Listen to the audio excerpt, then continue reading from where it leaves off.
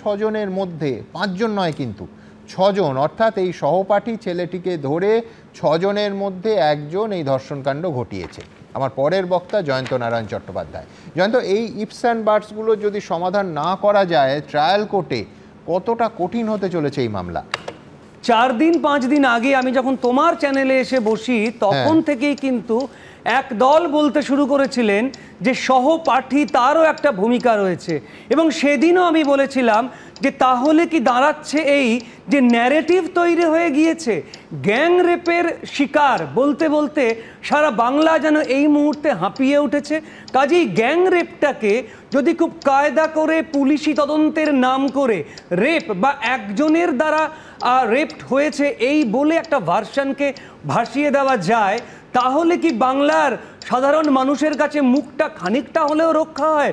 যদিও আমি মনে করি মুখ রক্ষার আর কিছু নেই, যাবতীয় সর্বনাশ হয়ে গিয়েছে।